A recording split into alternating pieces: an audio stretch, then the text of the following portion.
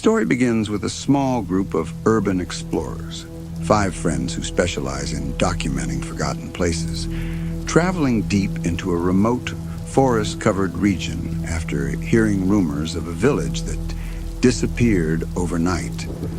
The place has no official records, no GPS marker, and no mention in local history. Even nearby townspeople refuse to speak about it, offering only uneasy glances and vague warnings. Don't go where the road ends. Driven by curiosity and the promise of uncovering something unique, the group pushes forward anyway. After hours of navigating broken roads and overgrown paths, they finally find it, a narrow dirt trail that leads into a clearing. And there it is, an entire village, perfectly intact. At first glance, it looks frozen in time rather than abandoned. The houses stand undamaged, their doors slightly ajar as if someone just stepped out. Laundry still hangs on lines, stiff and unmoving. Rusted bicycles lean against fences. A child's ball rests in the middle of the street. But there's no sound, no wind, no birds, no insects. Just silence, thick and unnatural. They begin exploring, documenting everything with their cameras. Inside the houses, the unease grows stronger. Meals are still laid out on tables, now covered in layers of dust. One house has a pot on the stove, burned black as if left unattended years ago. Another has family photographs scattered across the floor, faces scratched out violently, as though someone tried to erase identities. There are no bodies, no signs of struggle, no indication that anyone left. It's as if the entire population simply vanished in a single moment. One of the explorers, the most observant of the group, discovers an old journal hidden beneath a bed. Its pages are brittle, filled with frantic handwriting. The entries describe strange occurrences leading up to the night everything changed. It speaks of people hearing whispers from beneath the ground, of shadows stretching too long, of the sky turning an unnatural shade just before midnight. The final entry is barely legible. It has opened. We were wrong. It wasn't meant to protect us. It wants us. As evening approaches, the group realizes something disturbing. They've lost track of time. The sun seems to be setting too quickly, the shadows swallowing the village faster than they should. Their equipment begins malfunctioning. Cameras glitch, batteries drain inexplicably. And then they notice something else. Footprints, fresh ones, not theirs. They lead across the dirt road into the center of the village and then stop abruptly, as if whoever made them simply ceased to exist mid-step. That's when the first sound breaks the silence. A faint echo of footsteps. Somewhere behind them, they turn. No one is there. But the sound continues, slow, deliberate, circling them just out of sight. The village isn't empty. It never was. Night doesn't fall naturally. It drops. One moment the village is dim under a fading orange sky. The next, darkness swallows everything in a way that feels wrong, like someone flipped a switch on reality itself. The explorers immediately feel it. The air grows colder, heavier, pressing against their lungs. Even their breath sounds too loud. They gather in the largest house they can find, deciding to stay together until morning. None of them say it out loud, but they've all realized the same thing. They don't know how to leave. The path they came from is gone. At first, it's subtle, a faint sound like wind slipping through cracks. Then it changes. It becomes voices, soft, distant, almost familiar. One of them freezes. Did you hear that? No one answers, but their silence says everything. The whispers aren't random. They are calling names. Each member of the group begins hearing something different.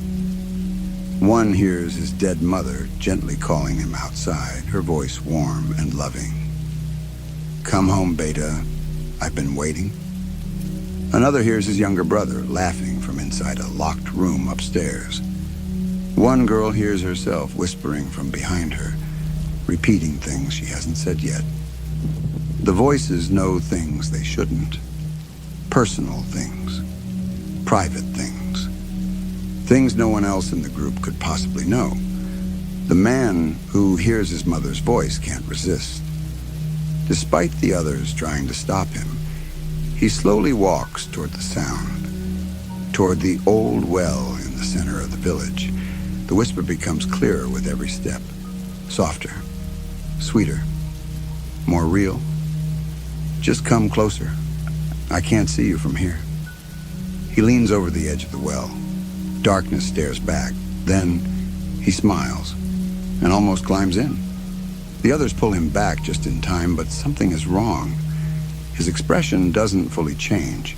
His eyes seem distant, like a part of him is still down there. Back inside the house, panic starts to spread. Doors that were closed are now open. Windows they shut are slightly cracked again. Footsteps echo in the hallway. But when they check, no one is there. Then one of them sees it. Across the street, standing inside another house, a child. Still, silent, watching. Its face is pale, too pale. Its eyes reflect no light. When they blink, it's closer.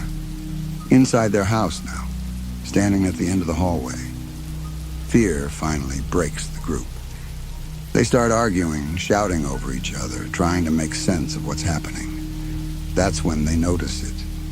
They're not 5 anymore. They're 4. One of them is gone. Completely. No sound of struggle. No open door. No sign he ever left. But the worst part? When they panic and shout his name, one of them frowns, confused. Who? Something is erasing them, not just physically, completely. Memories start slipping. Faces become harder to recall. Even photos on their cameras glitch. One member missing from earlier recordings, as if he was never there. The whispers grow louder now, more confident, more aggressive. No longer calling gently, but demanding. Come outside. Come closer. Join us. As they huddle together in terror, trying to stay awake, one of them slowly lifts his head. His voice is calm. Too calm. I can hear them clearly now. The others stare at him. He smiles. Wide, unnatural. They've been here the whole time. The candle flickers, and behind him, something moves in the darkness. Something that was never human. Morning never truly comes. A gray, lifeless light seeps into the village, but the sun itself is nowhere to be seen. Just a dull glow behind a suffocating sky. The explorers, now fewer and mentally shaken, step outside the house they hid in, only to realize something deeply wrong. The village has changed. The layout feels off. Houses that were far apart now seem closer. Paths twist unnaturally. Landmarks they remember are either missing or replaced. It's as if the village is slowly rearranging itself, like a living thing adjusting its shape. And worse, they're not sure how many of them are left anymore. One of them enters a nearby house, desperate to find supplies or answers. The moment he steps inside, the air shifts. The dust disappears. The room is no longer abandoned. It's alive. A family sits at the table mid-meal. They don't react to him at first, as if he doesn't exist. Their movements are slow, unnatural, like a memory replaying incorrectly. Then one of them stops, turns, looks directly at him. Its face begins to distort, eyes stretching too wide, mouth opening far beyond what's humanly possible. And then they all start screaming, not in fear, in agony, clawing at their own skin, dragging nails across their faces, tearing at their eyes as if trying to remove something they can see, but he cannot. The explorer stumbles backward and the moment he exits the house, everything returns to dust and silence. They begin to realize the truth. Each house is a memory, a fragment of the village's final moments. But these aren't passive visions. They react, they see. They know the explorers are there. And every time someone enters, the memory changes slightly, becomes more violent, more aware. One of the group becomes fixated on a particular house at the edge of the village. He claims it feels familiar, like he's been there before. The others try to stop him, but he keeps returning to it, drawn by something he can't explain. Inside, he begins seeing clearer visions than the others. Not chaos, not screaming, but whispers. A calm voice speaking directly to him. You belong here. You were always meant to come back. Each time he leaves, he looks less like himself. His expressions lag. His reactions feel delayed, like something else is learning how to wear him. They decide to escape. Panic finally outweighs curiosity. They run toward the path they entered from. But it doesn't exist anymore. Instead, they find themselves looping. No matter which direction they go, they end up back at the center of the village. Again and again and again. Even when they mark doors, break windows, leave signs, everything resets, repairs itself, erases their attempts. Now the transformations happen instantly. They don't need to enter the houses anymore. The village brings the memories to them. Doors slam open on their own. Windows reveal scenes that weren't there seconds ago. They see villagers dragging bodies through the streets, children whispering to something beneath the ground, a man smashing his own head against a wall while laughing hysterically. And in every vision, there's a presence, unseen, but felt, something watching from below. The obsessed explorer finally refuses to leave his house. He locks himself inside. The others hear him talking, laughing, crying, begging, then silence. When they force the door open, he's standing in the center of the room, back turned, completely still. The house looks normal again, empty, dead. Hey, one of them whispers. He slowly turns around. His face is wrong. Not distorted, not monstrous, just empty. Like something erased what made him human. He speaks in a voice that isn't fully his. They remember everything. The floor beneath them creaks, soft, wet, like something shifting below the wood. The houses aren't just showing the past. They're recording the present. Every fear, every reaction, every moment of terror becomes part of the village, stored, replayed, fed back into itself. The explorers aren't just witnesses anymore. They are becoming part of the memory. As they run in panic, trying to escape again, one of them glances back and freezes. Inside one of the houses, he sees them, all of them, standing inside, frozen in place, staring out the window, watching themselves run. By now, the village no longer pretends to be normal. The sky hangs low and colorless, like a ceiling pressing down on them. The air smells damp, rotting, earthy, suffocating. Every step they take feels unstable, as if the ground beneath them isn't solid anymore, but layered, soft, almost breathing. The remaining explorers don't speak much now. They're too tired, too fractured, too aware that something is deeply, impossibly wrong. And then they find it. Behind the obsessed explorer's house, the one who changed, they discover a collapsed structure, partially buried under dirt and roots. And what looks like an old storage shed, until they clear away the debris. Beneath it lies a trap door, old wood, blackened, scratched from the inside. The moment they touch it, a low vibration hums through the ground, so faint it could be imagined, or felt, like something far below, shifting, Against every instinct screaming at them to run, they open it. The smell hits first. Wet soil, decay, something older than rot. A narrow staircase leads downward, carved into the earth itself, not built, but dug. The walls are uneven, lined with strange markings carved deep into the dirt and stone. Symbols that don't belong to any language. Spirals within spirals, repeating patterns that seem to move if stared at too long. As they descend, the village above grows quieter, until there is nothing, no sound, not even their own footsteps. At the bottom, the tunnel opens into something vast, a hidden underground chamber stretching far beyond what should be possible beneath a small village.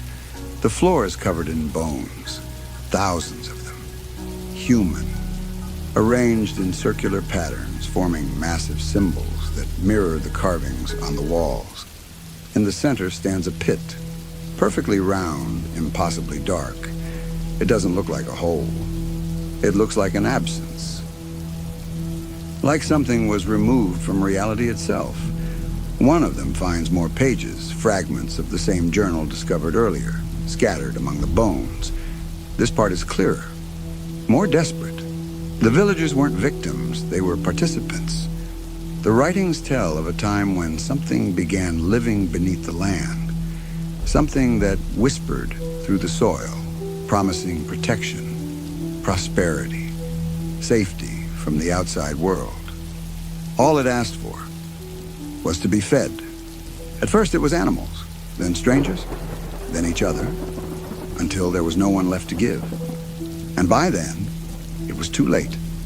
As they read, the ground trembles, not violently, but slowly, rhythmically, like a heartbeat. The pit in the center begins to pulse, not visibly, but perceptibly. The darkness inside it shifts in a way that doesn't follow light or shadow. One of them leans too close and freezes. It's moving. Something shoots out of the pit, not fully seen, just a blur of unnatural motion, a limb, or something pretending to be one. It wraps around one of the explorers and drags him into the darkness before anyone can react.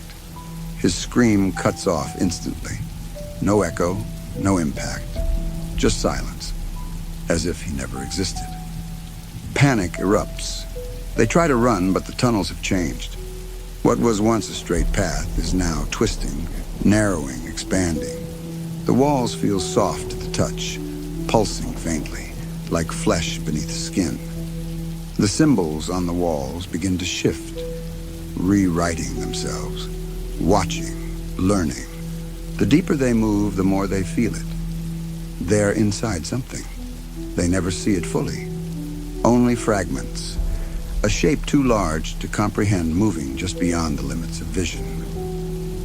A presence that bends space around it. Whispers that don't come through ears, but directly into their minds. You came willingly. You heard the call. You belong to the soil now. One of them drops to their knees, clutching their head, screaming, not in fear, but in understanding. It's not under the village. He looks up, eyes wide, broken. The village is on top of it. A small group manages to find a way back up, but it's wrong. The staircase leads to a different house, a different part of the village, or maybe a different version of it. Behind them, the ground seals itself, as if it never opened. As they stumble out, shaking, covered in dirt and terror, one of them looks back at the ground beneath their feet. It moves, barely noticeable, a soft ripple in the soil, like something enormous just shifted, directly below them, waiting, hungry, and now aware. There is no more pretending, no more questions about what the village is. Now they understand. It's not a place, it's a feeding ground. After escaping the underground chamber, the survivors emerge into a village that feels different, alive in a new way. The silence is gone. Now there are sounds everywhere, faint breathing beneath the soil, Slow footsteps in empty houses, whispered voices layered over each other, forming something almost like laughter. The air feels thicker, harder to move through, as if something invisible is pressing against them from all sides. And then they feel it. A pull. Not physical, psychological.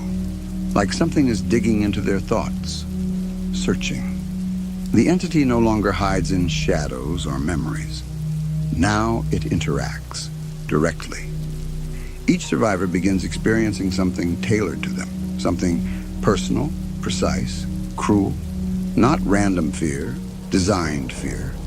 One of them, the quietest, starts seeing a memory he never told anyone about, a childhood accident. A moment of guilt he buried for years.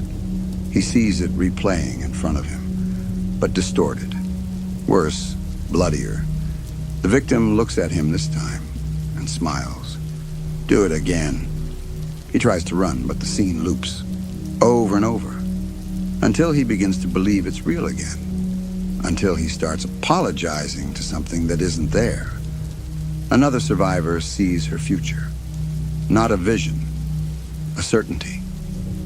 She watches herself being dragged into the ground slowly, helplessly, while something whispers in her ear. She tries to fight it, but the more she resists, the more real it becomes. Her legs begin to sink into the soil. At first, it looks like mud, then hands, dozens of them, pulling, grasping, hungry. The others try to save her, but the ground tightens, swallowing her inch by inch as she screams. Her voice doesn't fade. It multiplies, echoing from beneath the entire village. Then they see him. One of the explorers who disappeared earlier, standing in the middle of the street, still, waiting. Relief floods them for a second, until he lifts his head. His smile is too wide. His eyes don't blink. His movements are slightly delayed, like something is controlling him. Learning how to imitate life. Where did you go? One of them asks, trembling. He tilts his head, confused, then answers in a voice layered with something deeper. I never left. They begin to understand the true horror. The entity doesn't just consume bodies, it consumes identity, memories, emotions, regret, fear, everything that makes a person them. And then it uses that to create something new, something that looks human, sounds human, but isn't. The environment begins shifting faster now.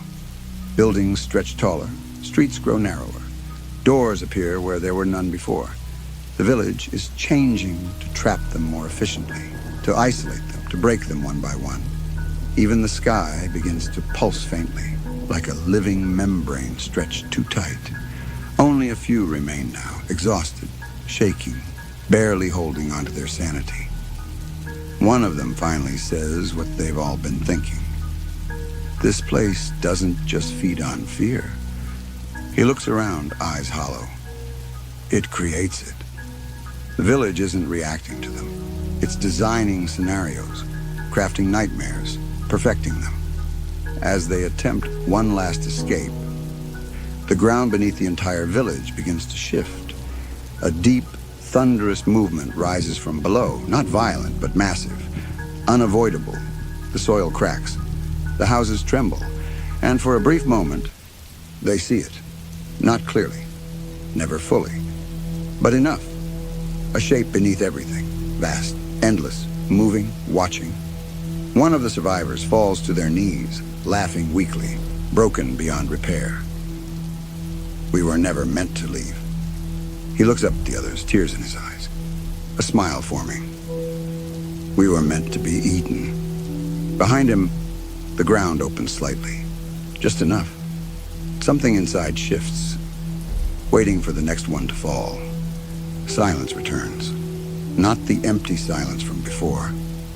This one feels complete, like the village is satisfied. One survivor remains, barely, covered in dirt, blood, and something darker that doesn't wash off, something that feels soaked into his skin. His mind is fractured, memories slipping like sand through his fingers. He doesn't remember when the others died, or if they ever existed at all. But somehow, he finds a road, a real one, clear, open, leading away from the village. And this time, it doesn't loop. Hours later, he reaches a town. Everything looks normal. Cars, people, noise, life. It should feel like safety. But it doesn't. Something is off. Subtle at first. People pause too long when they look at him. Conversation seems slightly delayed. Smiles don't fully reach the eyes. He tries to speak, tries to explain what happened. But the words feel wrong in his mouth, like they don't belong to him anymore. Like he's remembering how to talk instead of actually knowing how. Small things begin to break. Reflections don't match. In a shop window, he sees himself standing still, while he's still walking. In a mirror, his face lingers half a second too long before copying his expression. At night, when he closes his eyes, he hears it. The same whisper from beneath the soil. Soft, patient. You didn't leave. He tries to ignore it, tries to sleep, tries to convince himself it's trauma, shock, anything rational. But then he notices something impossible. Dirt under his fingernails. Fresh, wet. And when he looks closer, it's moving. Slowly. Like something inside it is still alive. Days pass, or maybe hours. Time doesn't feel stable anymore. Everywhere he goes, people repeat behaviors. The same man crosses the street at the same moment. The same child drops the same toy. The same dog barks in the exact same rhythm. Over and over, like a loop, like a simulation struggling to stay consistent. He returns to the edge of town, drawn there without understanding why. There's a road, a familiar one, leading into a forest. His breath catches, because he recognizes it. It's the same road, the one that led him to the village. Slowly, unwillingly, he walks forward, step by step, heart pounding, until he reaches the clearing, exactly as before, unchanged, waiting. But this time, there's someone standing at the entrance, a man, still, watching him. As he gets closer, the man smiles, wide, unnatural. And that's when it hits him. That's when the last piece falls into place. The man standing there is him. Clean, calm, smiling, perfect. The version of him that never panicked, never broke, never tried to escape. The version that belonged. You made it back, the other him says softly. But not really. He never escaped.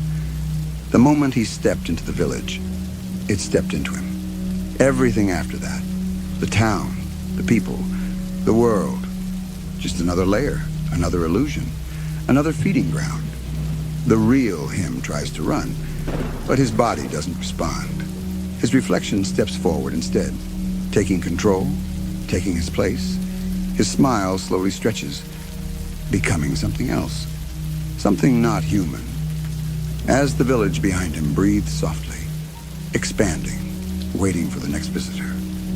Somewhere, far away, another group of explorers finds an unmarked road